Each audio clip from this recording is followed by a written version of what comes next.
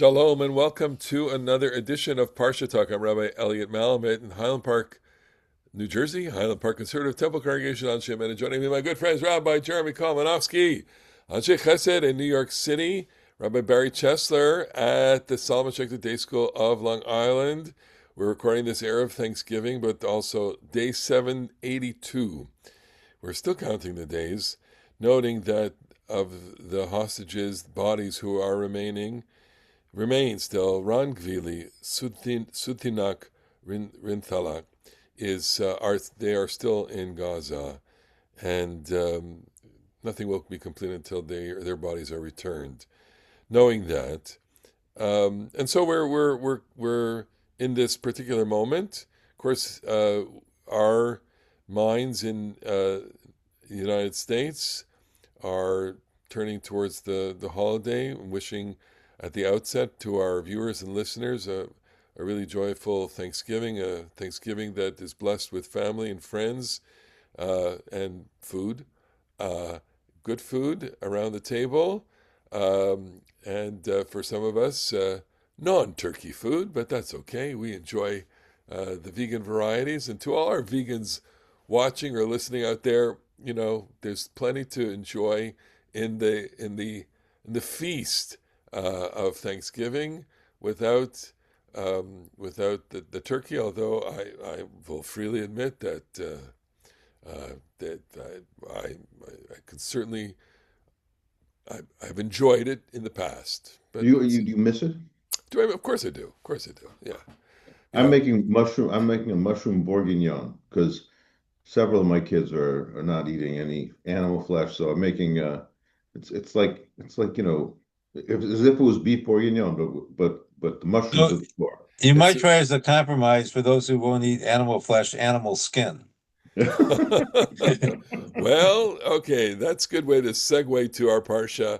Not because there's animal skin there, but there are animals in the parsha. But before we get to the animals, let's just talk about Vayetzei, Parshat Vayetzei. Uh, Jacob has left. He's departed Canaan, departed Beersheba, and he is going to Harana. Barry, you wanna just give us the little kernel of wisdom from the Rashi on that first verse? Sure. Vayetzi So Yaakov the opening Beersheba. verse, this is my bar mitzvah portion, a Nice. mere 57 years ago. Boom. Vayetzei Yaakov mi Beersheba, vayelech Harana. Jacob left Beersheba and he went to Haran. And as Rashi notes, the Torah actually only needed to say that he went to Haran. No need to tell us he left Beersheba because we knew that from the end of last week's parsha. So what he says is, he asked the question, of course, why I mentioned the departure. Ela magi yitziat tzaddik min hamakom oseh roshem shebizman tzaddik be'ir hu hoda hu ziva hu hadara yatsa misham panah hoda panah ziva panah hadara. That when a tzaddik is in a city, he makes an impression. He is its glory, its splendor, and when he leaves, that glory and splendor leave with him.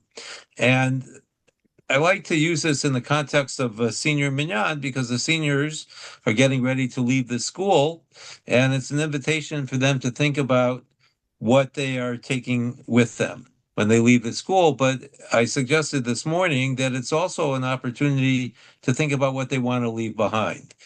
As we know, when we travel, the person that travels tends to lose sight of where he's coming from, and the people that remain behind are the ones that sometimes have a tougher time negotiating the loss because the absence is real in a way that it's not for the person that leaves. So it's a way I think that we could find ourselves in a proper place, which in a sense is the theme of the Parsha, which opens with a divine encounter and will conclude with an invitation to another divine encounter. To some listeners, it might be striking to hear Jacob described as a tzaddik, and this is our problem with reading the Torah, reading the surface of the Torah. We have read that story where Jacob not only purloined the birthright from his brother, but stole the blessing from him. He's not quite the tzaddik. Um, So I beg to differ with you for one reason, and I think this goes to definitions. So the question I sometimes pose is, when does a serial murderer become a serial murderer? Is it the second, the third, the fourth? So we tend to think of a tzaddik as someone who's flawless, but that's not the way that the rabbis understand the term. The tzaddikim all have flaws, and the question we have to ask ourselves when we recognize Jacob's flaws, do they become his defining characteristic, or is he able to transcend them? And here I think it's useful to compare Yaakov with David, another greatly flawed individual in the Bible, but I think one that we can say was truly great and a truly great religious figure. Well, let's see how it plays out in the parsha and see what kind of character he is. I'm gravitating more to the biblical depiction and want to put the rabbinic midrashic portrait of Jacob a little to the side. And not that we don't learn from that. We certainly can learn, all the things that you have pointed out. And I think that it's a good drash, no question. No one's going to object to the homiletical quality of it. But I don't know. It's not what we feel. It's not what we think about. I'll A just question, if I yeah might. yeah. So, what's a one-word description of Yaakov for you? What's a You don't one like word? Sadiq, which we understand. So let's have another word in its place. Calculating. Calculating. No, but that's not calculating is. I mean, I'm going to kind of side with Barry on this point a little bit. It's not that Jacob is not calculating, is not wily, and doesn't have to. The two major episodes of the previous parasha when he takes manipulative advantage of Esav over the food, and when he, at Rebekah's prompting, deceives his blind father to receiving the blessing. Those are both, by any definition, bad, manipulative, and Esav is clearly not leadership material. Yaakov clearly is leadership material. And so tzaddik, if you say, is this person a saint? No, they're not a saint, but they are the great religious figure who will wrestle with an angel, who will become the eponym of Bnei Yaakov or Bnei Yisrael. And so I'm inclined to agree. Whatever the particular rabbinic explanation of, Vayetzei Yaakov mi Beersheba, Vayelech Harana, whatever the particular textual problem that little piece of midrash resolves, I do think that he's the main character. He's the character around whom the story rotates, and that when he leaves Eretz Yisrael to go to Mesopotamia, Eretz Yisrael is a little diminished because Esav is the coolest guy there, and he's not so cool. So when Yaakov is going to come back, and the action will shift once again to Eretz Yisrael, then I feel like the oseh roshem that makes an impression when you're there, makes an impression when you're not there. I do feel that too is a biblical story. Yeah. Even though he may have done some bad stuff in the past, the biblical story itself is going to give midah keneged midah, pay him back measure for measure when he now gets deceived with a little clothing trick, and Lavan is gonna be a little, he's going to be, as Rivka says, go be with my brother Lavan, because they're a good match, those two, and So Yaakov, yeah. go ahead. Just finish your No, point. so I do think that the Bible is telling us a story, not that somebody is a flawless saint, but he is the core religious figure of the Bereshit narratives. Okay, so my reaction to both of you is that it's not that I see it darker, I want it darker. Although you do. Although I do. There's a tragic dimension to his life that we're already seeing here. And I can't overcome the introduction of the story without feeling a sense of the tragic nature of his predicament. I'll outline a few of them. He leaves home, no mother, no father, unknown, nothing. He's got nothing to go for. He barely, where a skin of oil appears for him to anoint the piece of rock that he lies on. We don't even know. He's got nothing. He didn't even get a sandwich from his mother. Okay, number one. Really, she packs him Granola up. bar. He got a granola bar. A Okay? granola bar. Okay.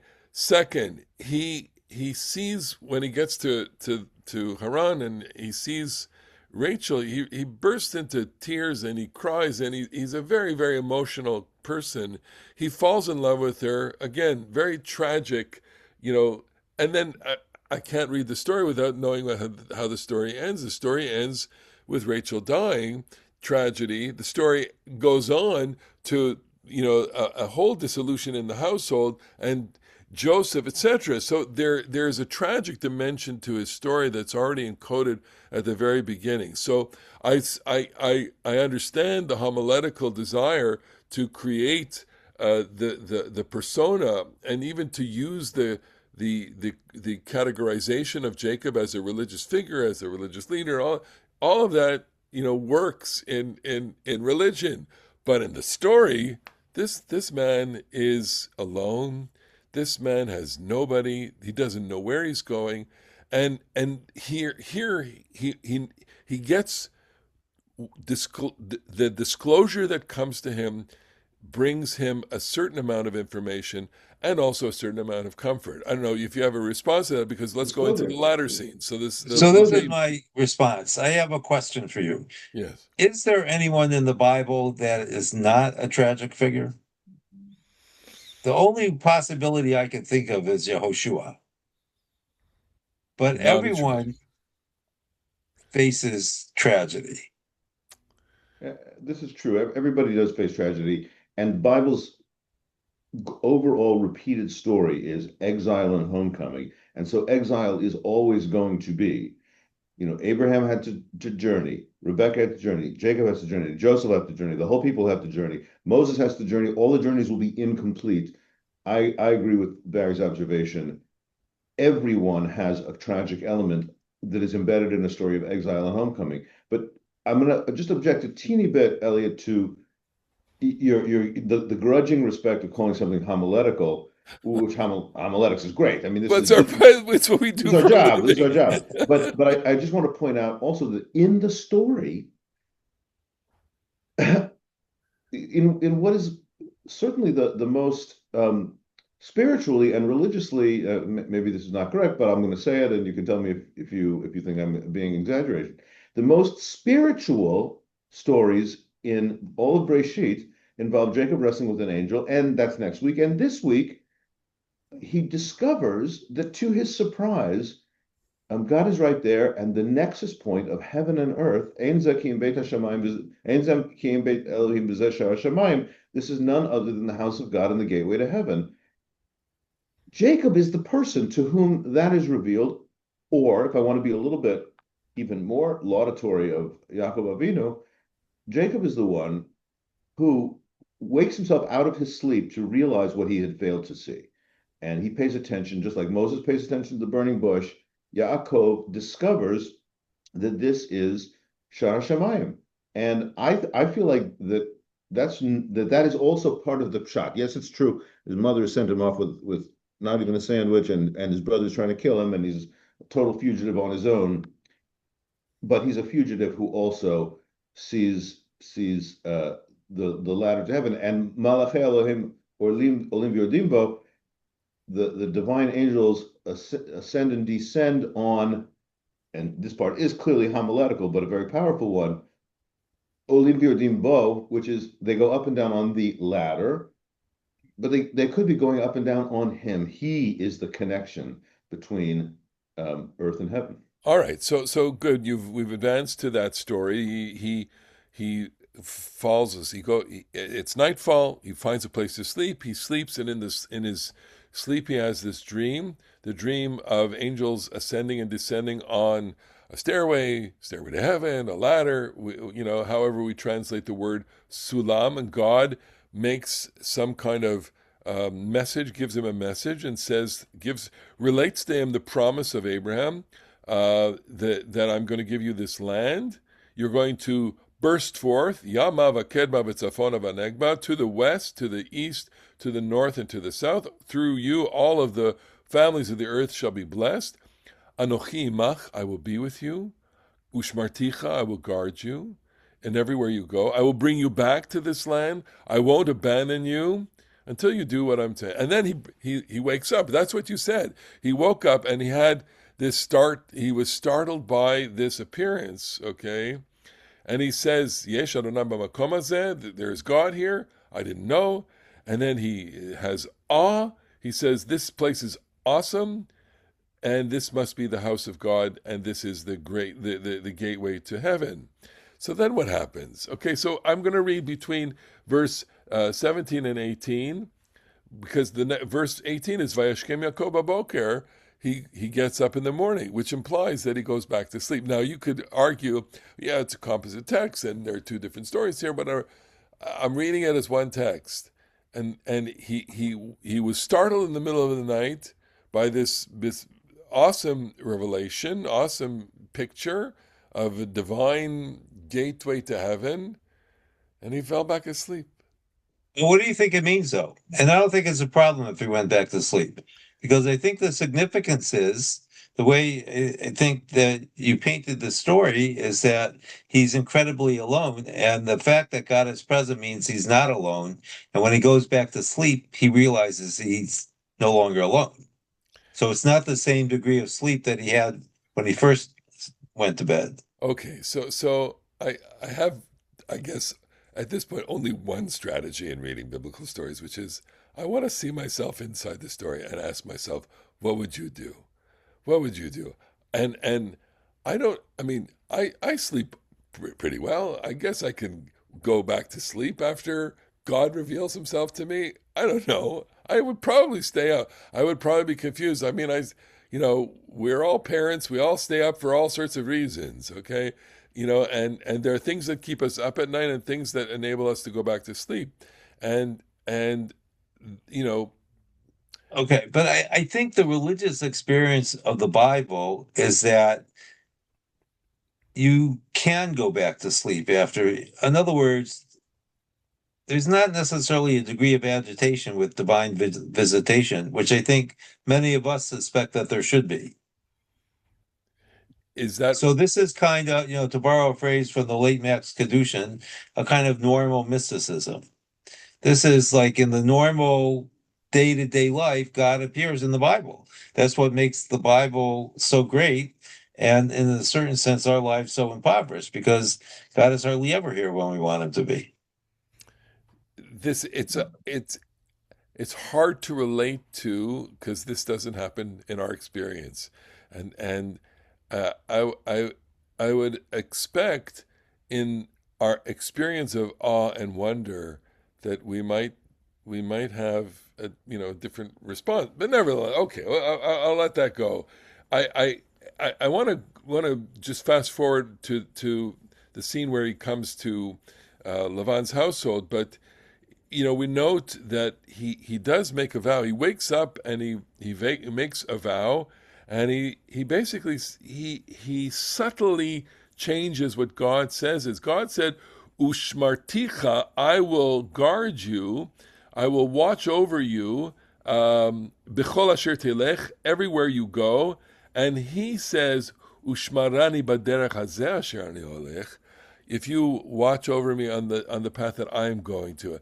And I find that fascinating. I find it fascinating that he makes this subtle shift. It's that God says, wherever you will go, and he says, I want you to guard me on the path that I go, which I interpret here as a certain kind of defiance and a certain kind of resolution. That and here I will, concede to both of you in the sense that what makes this character great is that this character understands that he has a mission, and that at least one of his missions is to find a wife.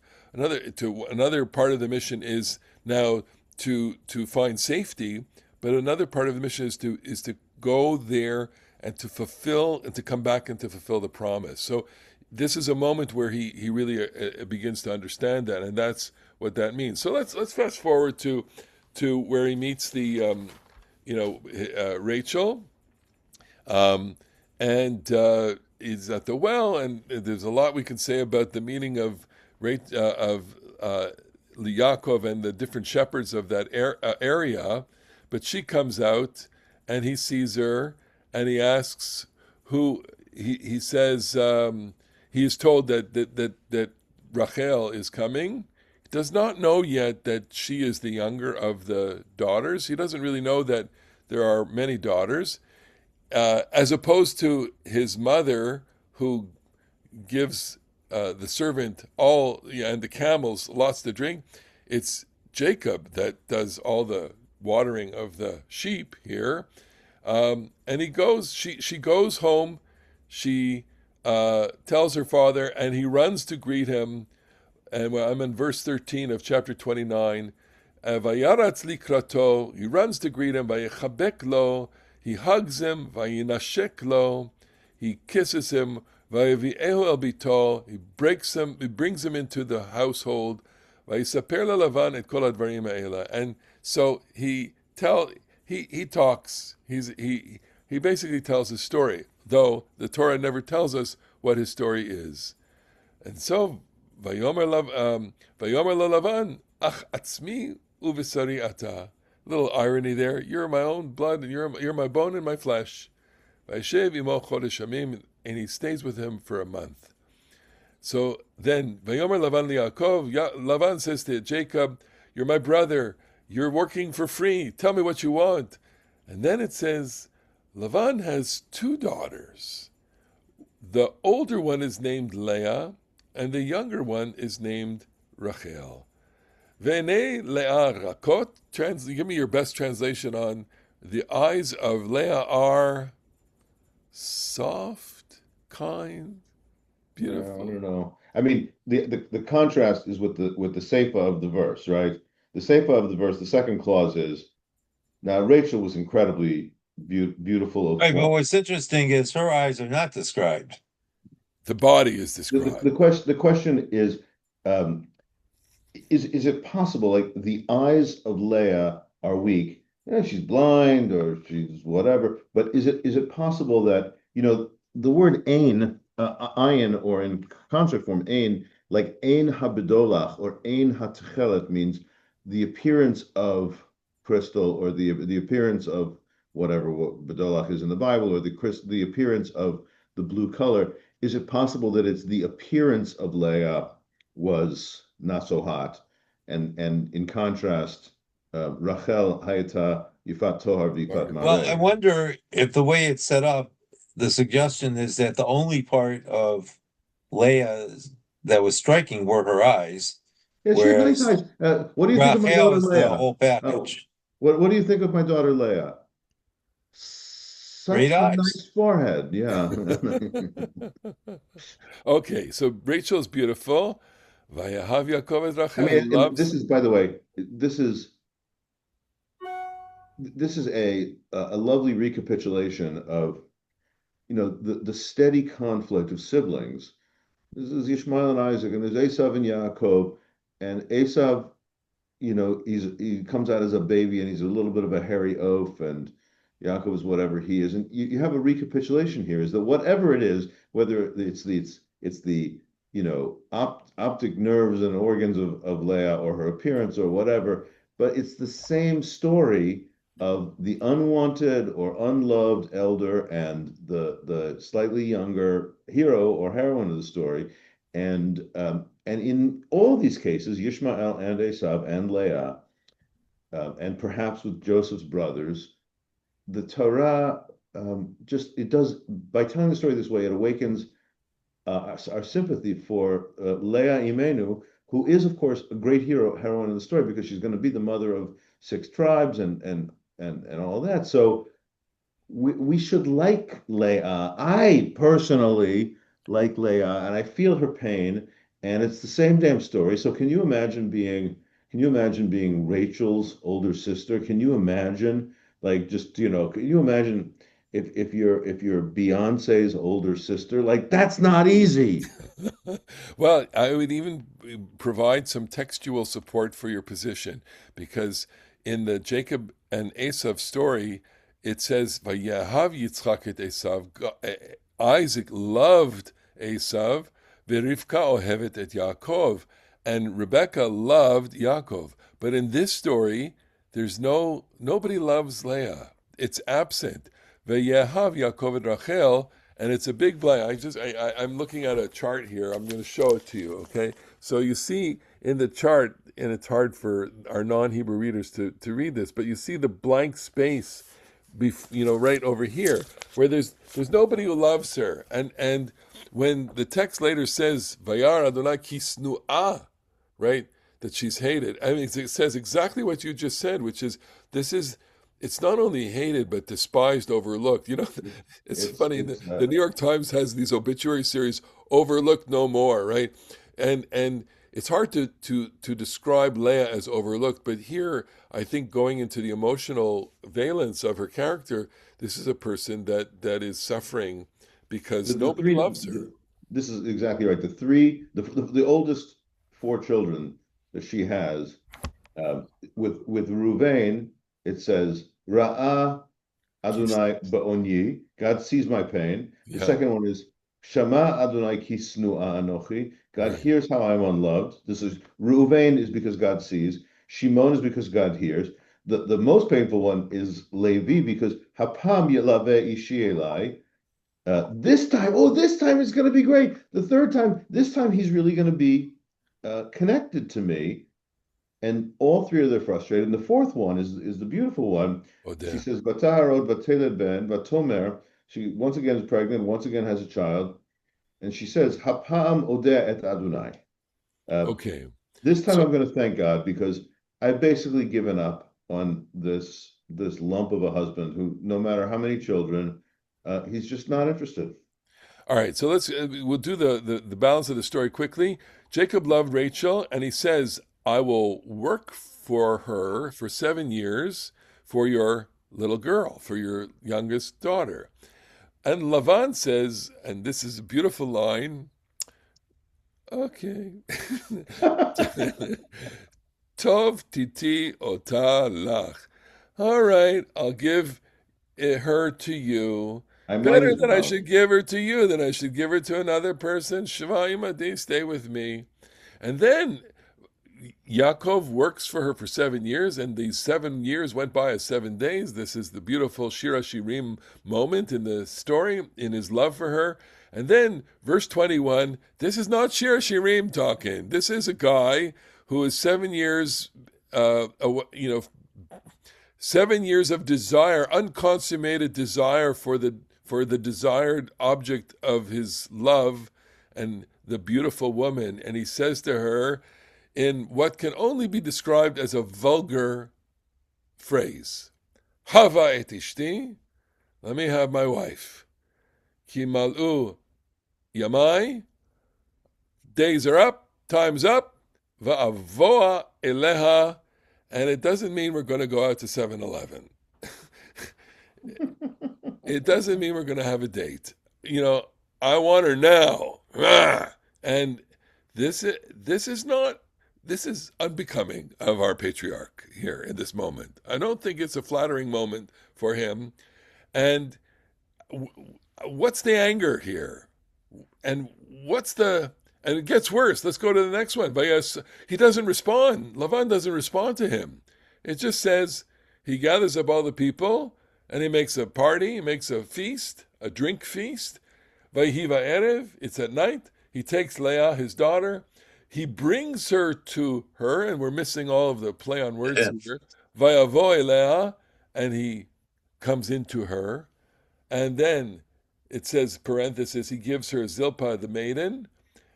Verse 25, it's a morning, V'nei Leah, and behold, he's lying next to Leah. It's Leah. Vayomer Lavan, what did you do? Well, he says, what did he say to her? Vayomer V'nei Leah. Oh my God! Wait, who am I in bed with? Lama rimitani. Why did you cheat me? And part of the irony and we're the audience, so we know exactly what's going on. And the irony of this is that everybody's in on it, and Jacob is not in on this. And do you not think that he would have sized up Lavan? So, what do you make of Lavan's decision, though, to substitute Leah for Rachel? It seems to me that Lavan is operating under the principle that the family is what's most important. And by giving Leah to Yaakov, he resolves the issue of her marriage as well. So she's not going to marry out either. And Jacob is not motivated by family. He's motivated by lust, I think. And I think the Vayehav Rachel, after she's described as being beautiful, could be understood as lusting for her rather than love. And, I don't know that Lavan comes off quite so bad here compared to Yaakov. I think Lavan comes off pretty bad here. And I But think compared to Yaakov, because look at the answer, okay? When he says, "Lavan mazot asita halo barachel v'ata imach v'lama rimitani," why did you deceive me? And Lavan says, so we don't do it here. It's "What? like, we don't do it here. We No, don't. but it's key. Vayomer Lavan lo ye'aseh ken b'mchomenu latet hatzeira lifnei habechira." Nice. We don't Don't do that subvert age here. hierarchy over here. So I know what you did. You did the clothing trick, and the point of the clothing trick was to subvert the age hierarchy in your, patriarchal family. Okay, we know Lavan is a trickster, and he's not a good guy, and he's going to mistreat Yaakov and mistreat his daughters, but he plays an important role in the narrative progression, which is midah keneged midah, which is the Bible's favorite narrative technique, which is that everybody gets their karmic payback, and Jacob's karmic payback for having been a clothing-based deceiver to subvert the age hierarchy is that there's a clothing-based deception which restores the age hierarchy, and now he gets a smack in the face. All right. So, and here we have to bring it to a close, but I want to leap inside the skin of Yaakov at this moment and, say, first of all, the empathy of humiliation, that there's a moment of tremendous humiliation here, and that humiliation can brew in terms of the desire for a revenge. And perhaps we could see his actions at the end of the Parsha, a comeuppance, a revenge, or just basically saying to Lavan, look, you've been cheating me and I'm doing justice here by exiting your space with your two daughters, my 11 sons and one daughter at this point, and and a whole set of flocks that I've created underneath you. I've emerged. I snuck out. I snuck the flocks out from under you. Exactly. But I can't help but feel this is humiliation, and I think rather than feel embittered by it, although there is a lot of bitterness, he has to learn this because he understands that he has to live with them together. Yeah. I want to offer a slightly different interpretation. It seems to me that when Lavan says we don't do this bimkomenu in our place, that he's reminding Jacob that this is not his place. Jacob is a displaced person. And as long as he's been there, he hasn't become part of the place. Mm-hmm. And perhaps this is what will lead Jacob to realize that he has no place here, and he'll have to go back home, which is his place. All right.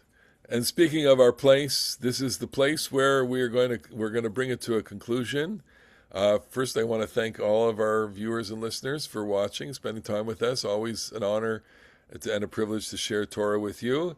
I'm turning a certain age tomorrow, so it's my birthday. Happy birthday! Thank you much very we much. Can say. Listen, every summer we can rent a cottage on the Isle of Wight. Yeah. We will scrimp and save. We'll still love you and we'll still need you now that you're 64. When I'm 64. Okay, good. All right, everyone, watchers, viewers, and listeners, happy Thanksgiving and a good Shabbos. See you all in the next edition of Parasha Talk. Bye-bye.